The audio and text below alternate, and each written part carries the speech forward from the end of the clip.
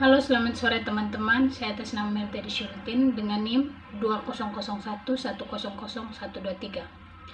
Saya dari Prodi Pendidikan Geografi Universitas Nusa Tenggara Kupang.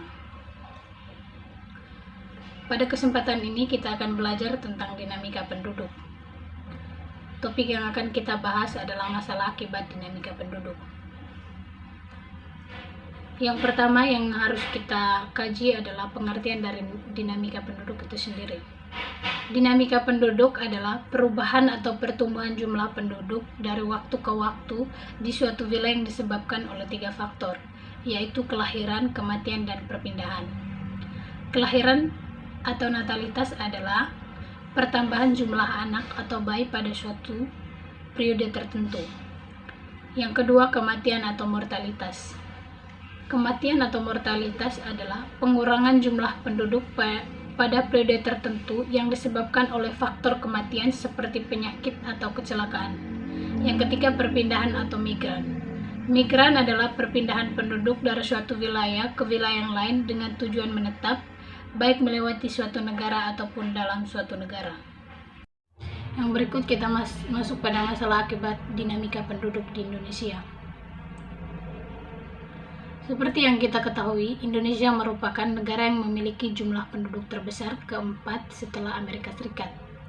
Selain jumlah penduduknya yang besar, luas negara, kepulauan, dan tidak meratanya penduduk membuat Indonesia semakin banyak menghadapi permasalahan terkait dengan hal kependudukan. Tidak hanya itu, faktor geografis, tingkat migrasi, struktur kependudukan di Indonesia juga membuat masalah kependudukan semakin kompleks dan juga menjadi hal yang perlu mendapatkan perhatian khusus guna kepentingan pembangunan manusia di Indonesia. Masalah yang pertama yaitu adalah ledakan penduduk. Ledakan penduduk adalah keadaan penduduk dengan laju pertumbuhan yang cepat sebagai akibat dari tingkat kelahiran yang tinggi, sedangkan tingkat kematian menurun secara tajam. Jika hal ini berlangsung lama, maka populasi dunia akan terus meningkat. Dampak ledakan penduduk ini, yang pertama, terjadinya ledakan penduduk yang tidak seimbang dengan fasilitas atau kelengkapan sarana dan prasarana umum akan mengakibatkan pemukiman warga menjadi kumuh, terlebih di daerah padat penduduk seperti perkotaan atau gang. Yang kedua, ledakan penduduk yang tidak seimbang dengan ketersediaan pangan dapat menimbulkan kelaparan dan kekurangan gizi. Yang ketiga, ledakan penduduk pun dapat menyebabkan kerusakan lingkungan karena besar pula potensi masyarakat yang mengambil kekayaan alam. Yang keempat, ledakan penduduk yang tidak seimbang dengan peluang kerja dapat menyebabkan tingginya angka pengangguran, maka angka kejahatan pun akan meningkat.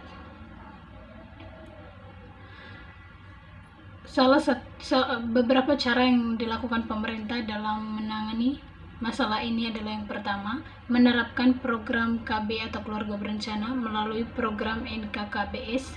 Keluarga terdiri dari ayah, ibu, dan 2 orang anak. Yang berikut, menentukan batas keterendahan usia perkawinan pertama. Usia terendah bagi perempuan adalah 19 tahun dan usia terendah bagi laki-laki adalah 21 tahun. Yang ketiga, meningkatkan fasilitas sekolah yang dapat menunda usia perkawinan. Masalah yang kedua yaitu sebaran penduduk yang tidak merata. Persebaran penduduk di Indonesia tidak merata, baik persebaran antar pulau, provinsi, kabupaten maupun antara perkotaan dan pedesaan.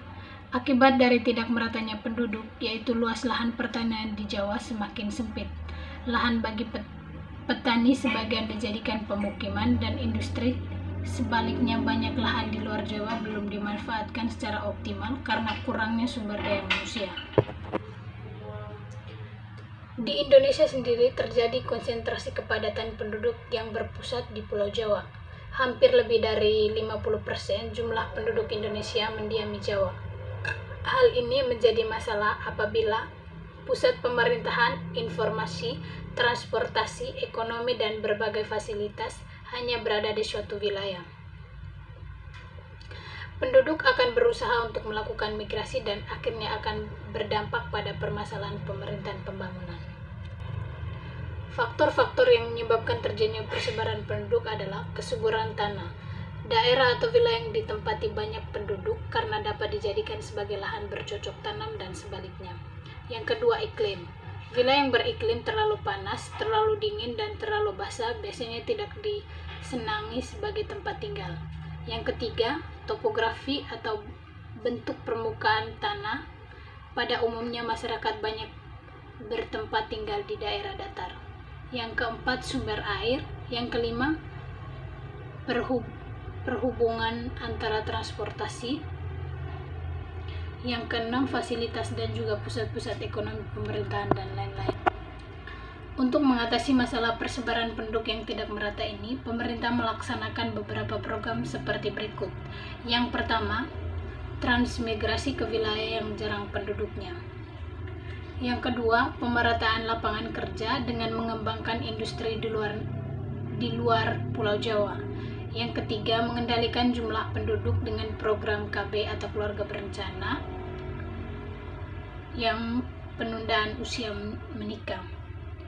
Angka kepadatan penduduk menunjukkan rata-rata jumlah penduduk tiap 1 kilometer. Semakin besar angka kepadatan penduduk, maka semakin padat penduduk yang mendiami wilayah tersebut.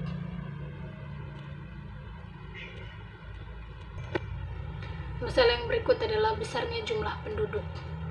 Tingginya kepadatan penduduk ini menyebabkan masalah-masalah sosial seperti pengangguran, kemacetan, kemiskinan, rendahnya pelayanan kesehatan, meningkatnya angka kriminalitas, pemukiman kumuh, lingkungan tempat tinggal yang tidak sehat, dan lain sebagainya. Jika mengacu pada hasil sensus penduduk pada tahun 2010, maka jumlah penduduk Indonesia sekitar 237 juta lebih. Dan dari data tersebut, usia muda lebih banyak jika dibandingkan penduduk usia dewasa.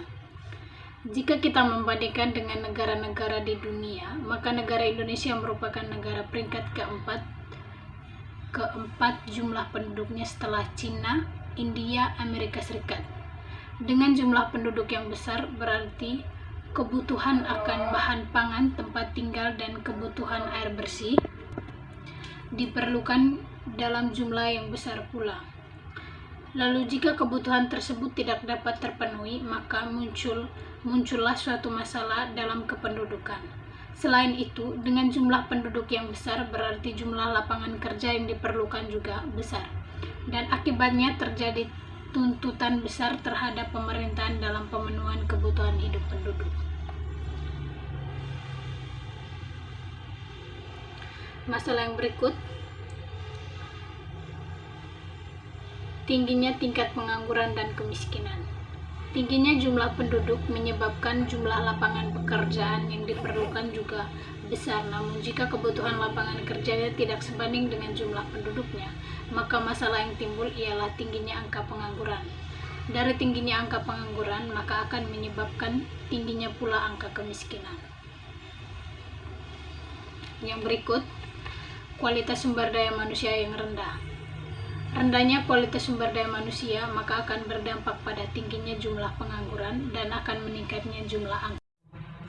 Dari permasalahan penduduk di atas, maka solusi yang dapat dilakukan antaranya: yang pertama, untuk menghambat laju pertumbuhan penduduk dan jumlah penduduk yang tinggi, yaitu dengan upaya membatasi usia pernikahan, program keluarga berencana, peningkatan fasilitas kesehatan dan tenaga kesehatan dan pendidikan. Yang kedua, memberikan pendidikan dan pelatihan kerja dalam upaya meningkatkan kualitas sumber daya manusia, serta membuka lapangan kerja dan melatih penduduk agar mandiri dan mampu menciptakan lapangan kerja sendiri. Yang berikut, kepadatan penduduk yang tidak merata, maka sebagian upaya mengatasi masalah kependudukan tersebut ialah dengan memberikan program transmigrasi, membangun industri di daerah pedesaan, dan melakukan pemerataan dalam pembangunan di setiap daerah. Yang berikut kita masuk pada topik yang kedua, yaitu mengidentifikasikan dinamika kependudukan di Indonesia untuk perencanaan pembangunan. Jumlah penduduk suatu wilayah atau negara termasuk Indonesia selalu mengalami perubahan dari waktu ke waktu disebabkan oleh pertumbuhan penduduk. Sebagai contoh, menurut hasil sensus penduduk yang pertama, menurut hasil sensus penduduk yang pertama kali diadakan di Indonesia, yaitu pada tahun 1930, ketika kita masih berada di bawah penjajahan Belanda. Jumlah penduduk Nusantara adalah 60,7 juta jiwa. Setelah Indonesia merdeka, pemerintah Indonesia pada tahun 1961 juga mengadakan sensus penduduk pertama setelah Indonesia merdeka. Hasil sensus penduduk tahun 1961, sebagian sensus penduduk pertama yang diselenggarakan oleh pemerintah Indonesia, menunjukkan penduduk Indonesia berjumlah 91, juta jiwa. Pada tahun 1971, pemerintahan mengadakan sensus penduduk yang kedua. Hasil sensus penduduk tahun 1971 tersebut menunjukkan penduduk Indonesia sebanyak 119,2 juta jiwa. Tahun 1980, pemerintah mengadakan sensus penduduk yang ketiga. Hasilnya menunjukkan jumlah penduduk Indonesia sebagian banyak 146,9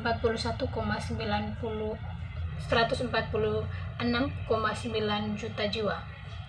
Sensus penduduk keempat diadakan pada tahun 1990 menunjukkan jumlah penduduk Indonesia sebanyak 178,6 juta jiwa. Sensus penduduk kelima diadakan pada tahun 2000 menunjukkan penduduk Indonesia berjumlah 205,1 juta jiwa.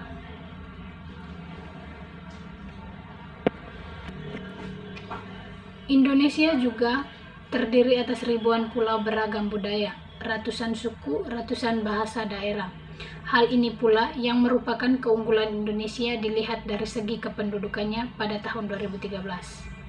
Indonesia tidak memiliki kegiatan pemutakhiran data penduduk karena biasanya sensus diadakan setiap 10 tahun sekali. Namun dengan menggunakan angka pertumbuhan penduduk di Indonesia, diperkirakan jumlah penduduk Indonesia pada tahun 2013 sebesar 250 juta jiwa dengan pertumbuhan penduduk 1,49% per tahun. Keadaan jumlah penduduk sebesar itu tentu memerlukan perhatian yang besar dari pemerintah atau negara atau lembaga terkait untuk memenuhi kebutuhan penduduknya. Agar jumlah penduduk yang terbesar ini dapat berperan sebagai sumber daya pembangunan di tanah air, jumlah penduduk di setiap wilayah atau provinsi maupun pulau juga berbeda-beda dengan angka pertumbuhan yang berbeda pula.